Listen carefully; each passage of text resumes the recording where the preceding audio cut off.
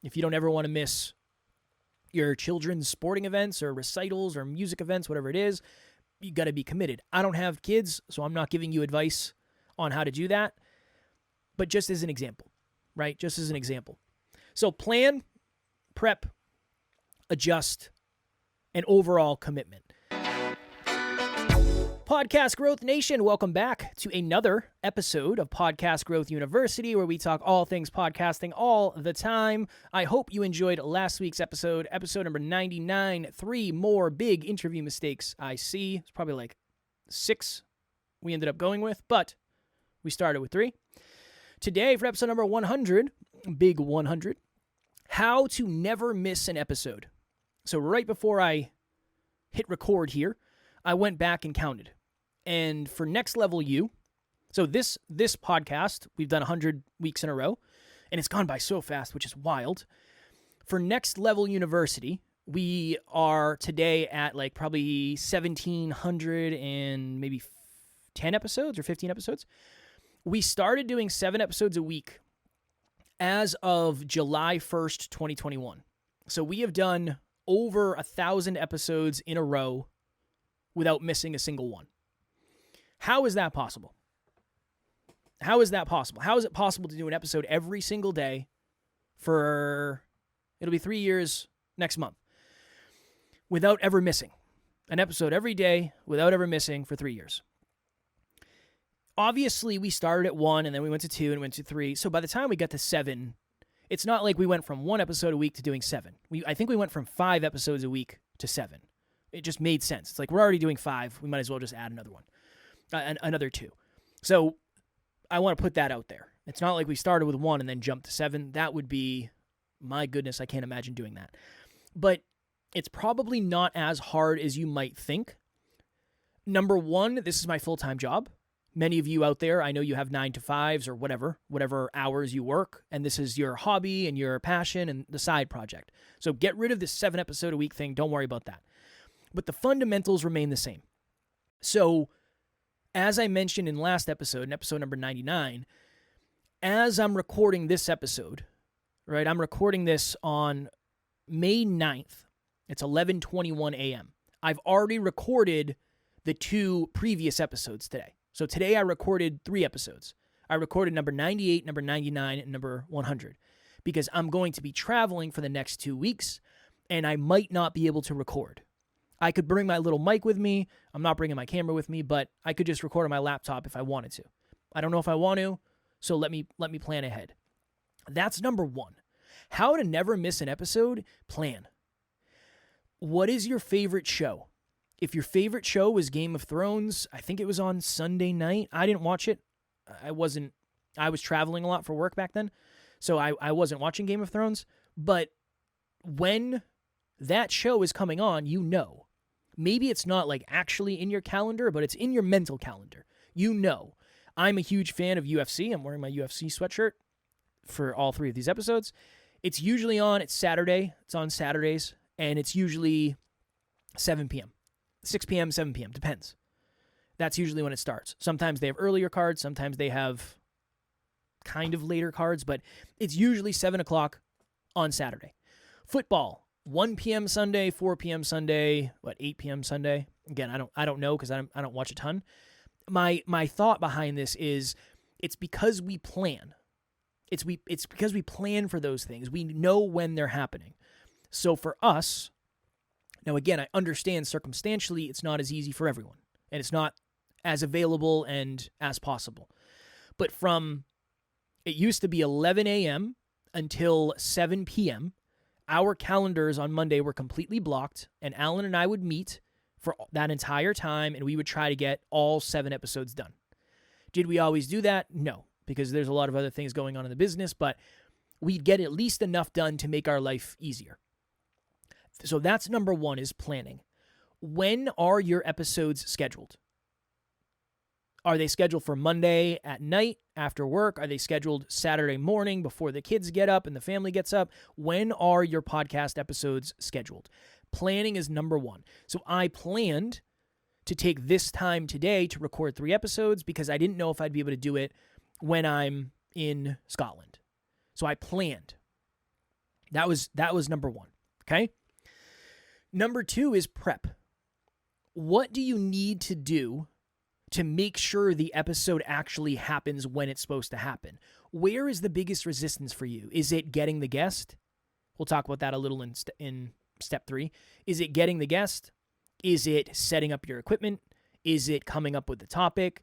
Is it getting your makeup on and getting your hair done or whatever, getting your outfit on? What is the biggest barrier to entry? Because here's the thought. If the hardest thing for you is to get your makeup on, right? I've worked with a lot of female podcasters who say, Kev, you don't understand. You just throw your hat on and podcast and I want to get my makeup on and all that.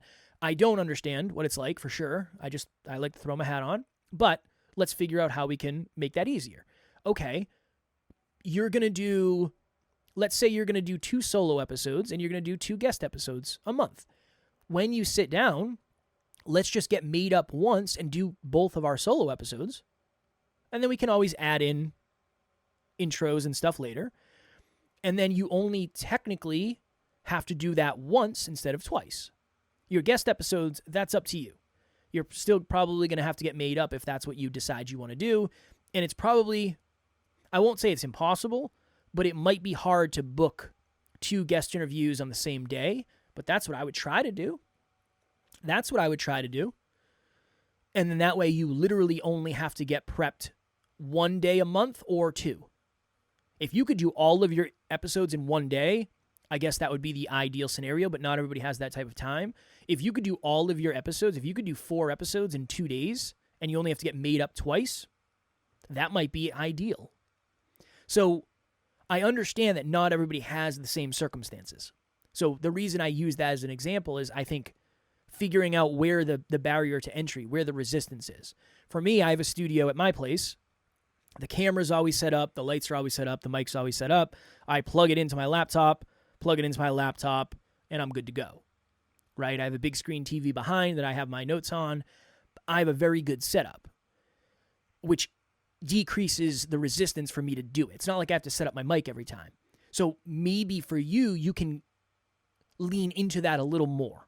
I'm not saying you're going to have a studio set up in your living room that you leave up all the time. I'm not saying that. Maybe that's not realistic. But could you have the mic stand set up all the time?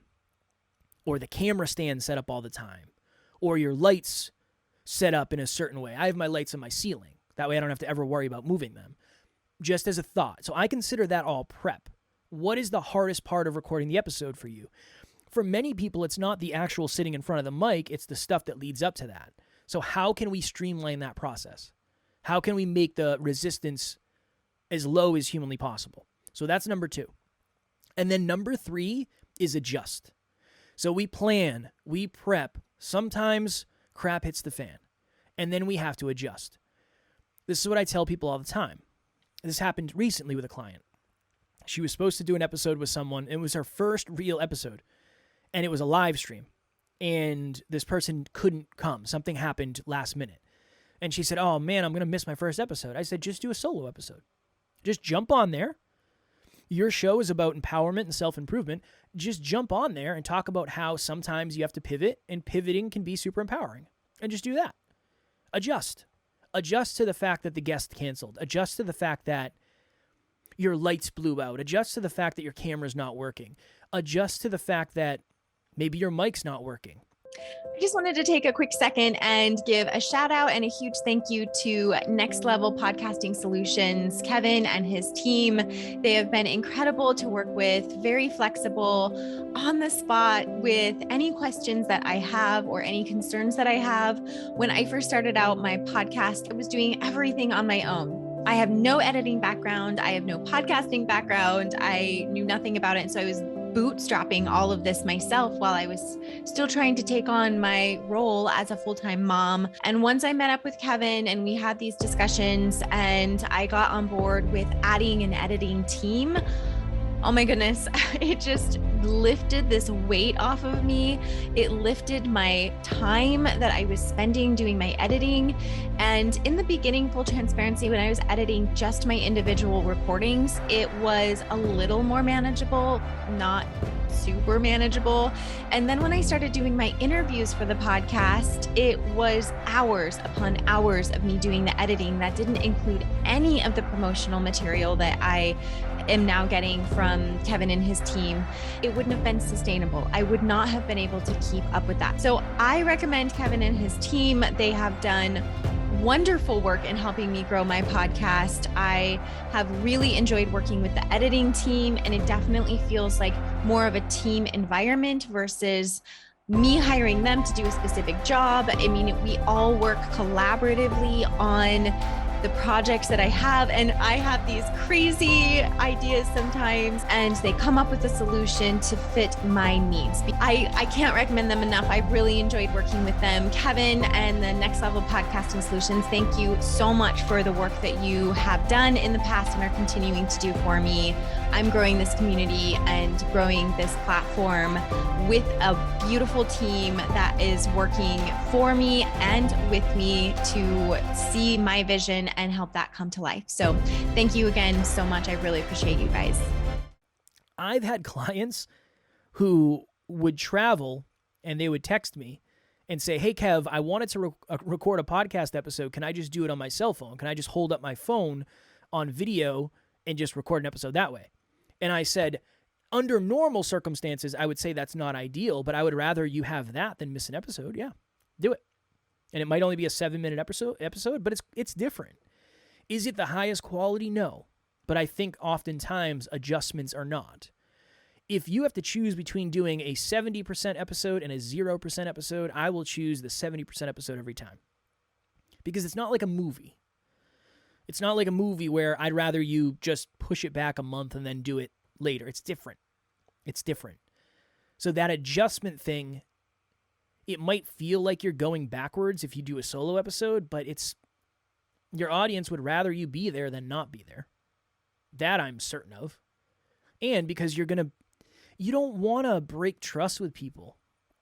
You don't want to break trust. We talked in episode 99 about big interview mistakes I see, and one of the things I do when I'm going on a show is I look to see how many episodes they have and how consistent they've been. Just because it gives me an idea of how serious they are. It gives me an idea. If they did 4 episodes and then they haven't done an episode in 3 months, that might not be the most committed person. Now, in fairness, life happens. So they might have had something going on in their family or their work or themselves. So I try not to look too deep into it, but I have a lot of data on this when I'm looking around. So just adjusting. I will most likely bring a microphone with me to Scotland. Not this one. It'll be this one back here. You can't see it if you're listening, but it'll be the ATR 2100 that I can just plug right into my laptop. That's just in case. Just in case when I'm in Scotland, maybe my wife goes to bed early one night and I say, you know what, I have like lessons. I could share some lessons here. I have stories, whatever. That's adjusting. But the prep and the planning is so I don't have to do that. So I can just enjoy and I don't have to be stressing out about, okay, episodes, how are we going to do that? For Next Level You, this week, the week before I leave, we're going to record 21 episodes. We're going to record the 7 for the week while I'm here, the 7 for the first week I'm gone, and the 7 for the second week I'm gone. That's planning and prepping and adjusting. That's all of that in a nutshell. Now, here's the hardcore with love answer. If you're committed enough and it matters enough to you, you will find a way to get 1 episode out a week. That is my humble truth. I don't mean that to call anyone out, but if it was a television show, if it was a series that you like, you'd find a way. You'd find a way to set aside a half hour to do it. So that there is a level of commitment that it takes where the clients that have never missed episodes, we have several clients who are in the 200s, 300s that have never missed episodes. They are super committed. They're committed to making sure they don't miss. That has to be a piece of it. You can plan, you can prep, you can adjust, but if you are not committed to doing the episode regardless of, I don't want to say regardless of circumstance. Obviously, if something happens, it's more important to do that than it is to record the episode. But all I'm saying is, if it's still important for you to record the episode, you'll find a way to do it. It just might be a different way. Who knows? Who knows? We had a death in the family the end of last year, the end of 2023. And I recorded an episode quick because it was the day of our recording. I recorded an episode quick, and then I went off to where I needed to be with the family. And after we were done, I came home, and Alan and I adjusted, and we recorded episodes late that night because we won't miss. It's just, I'm committed to never missing an episode. That's just the commitment. I'm not saying you have to be that committed. I'm not saying that's right for you. All I'm saying is if you do want to be the type of person that never misses an episode, and that's something you genuinely want, you're going to have to stay committed, and you're going to have to move things around in ways that you might not have to. But make sure, disclaimer for this, make sure you understand what your core values are, right?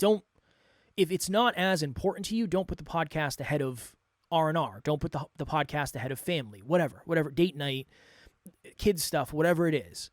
Don't do that. I'm not telling you to do that.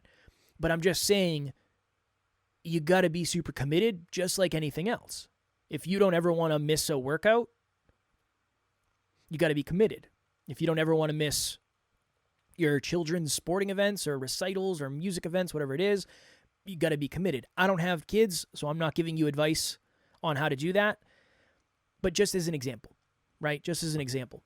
So plan, prep, adjust, and overall commitment.